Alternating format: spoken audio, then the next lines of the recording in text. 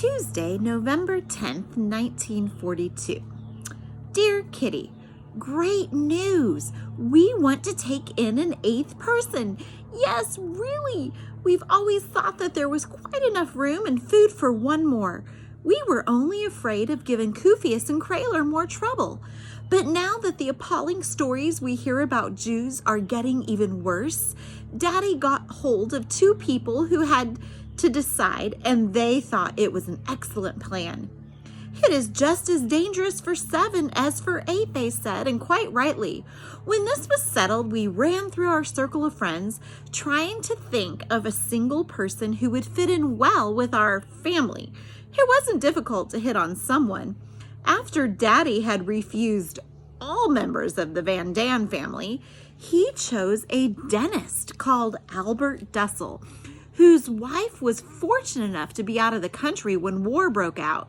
He is known to be quiet, and so far as we and Mr. Van Daan can judge from a superficial acquaintance, both families think he is a congenial person. Meep knows him too, so she'll be able to make arrangements for him to join us. If he comes, he's going to have to sleep in my room instead of Margot, who will use the camp bed. Yours, Anne. Thursday, November 12th, 1942. Dear Kitty, Dussel was awfully pleased when Meep told him that she had gotten a hiding place for him. She urged him to come as soon as possible, preferably Saturday. He thought that this was rather doubtful since he had to bring his card index up to date first, see a couple of patients, and settle his accounts. Meep came to us with this news this morning. We thought it was unwise of him to put it off. All these preparations entail explanations to a number of people whom we would rather keep out of it. Meep is going to ask if he can't manage to come on Saturday after all. Dussel said no. He is going to come on Monday. I must say I think it's pretty crazy that he doesn't jump at the proposal, whatever it is.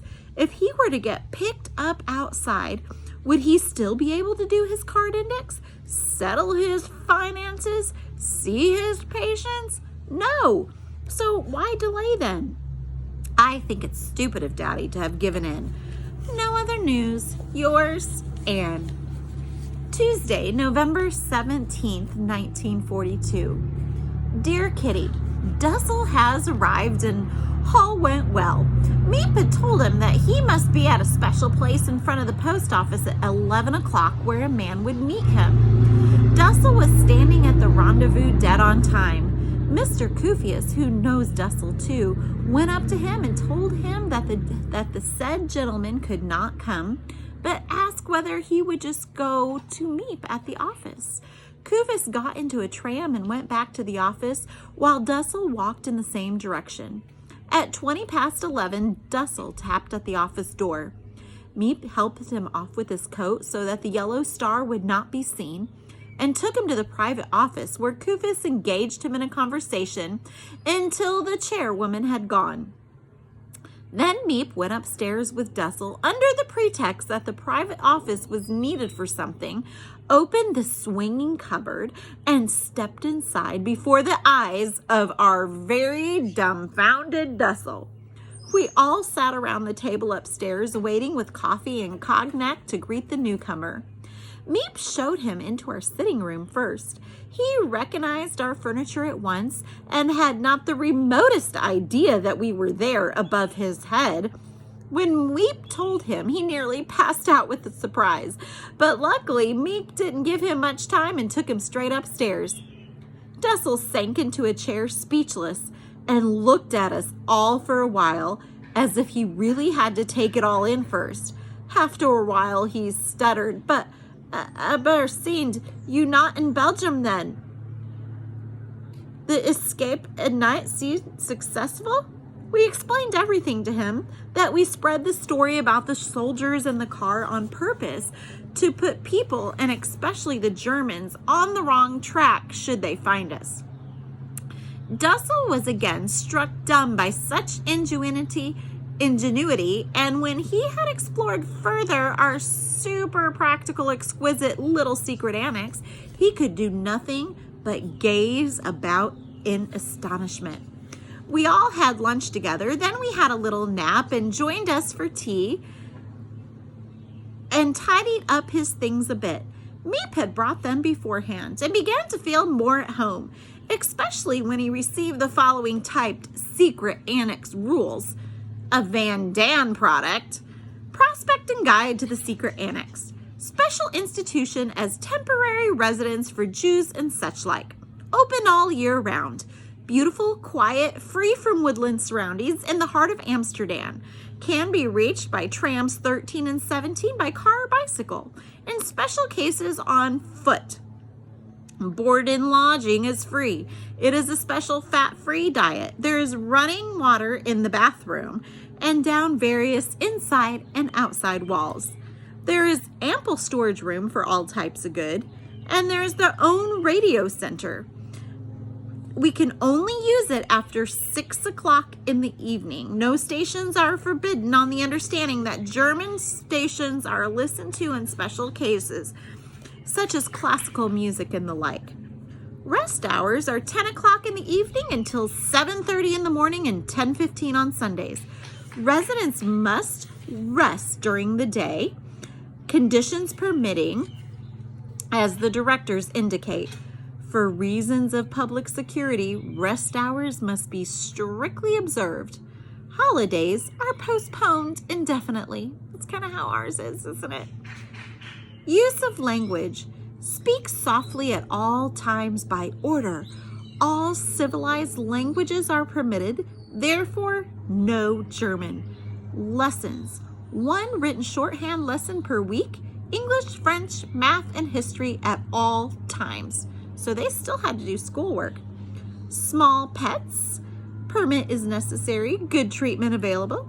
Meal times. Breakfast, except every day except Sundays and bank holidays, is at 9 a.m.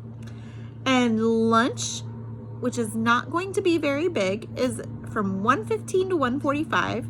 And dinner can be either cold or hot, and there's no fixed time. It all depends on the news broadcast. Duties. Residents must always be ready to help with office work and baths. The wash tub is available for all residents from 9 a.m. on Sundays. The WC, kitchen, private office, or main office, whichever preferred, are available. Alcoholic beverages, only with the doctor's permission. Yours, Anne. Thursday, November 19th, 1942. Dear Kitty, Dessel is a really nice man, just as we imagined. Of course, he thought it was all right to share my little room. Quite honestly, I'm not so keen that a stranger should use my things, but one must be prepared to make some sacrifices for a good cause, so I shall make my little offering with goodwill. If we can save someone, then everything else is of secondary importance, said Daddy, and he's absolutely right. Ooh, kind of like the coronavirus time. The first day Dessel was here, he immediately asked me all sorts of questions. Where does the charwoman come? When can one use the bathroom? When are we allowed to use the lavatory? You may laugh, but these things are not so simple in a hiding place. During the day, we can't make any noise that might be heard downstairs. And if there is some stranger, such as a charwoman, for example, then we have to be extra careful. I explained all this carefully to Dessel. But one thing amazed me. He is very slow on the uptake. He asks everything twice over and still doesn't seem to remember.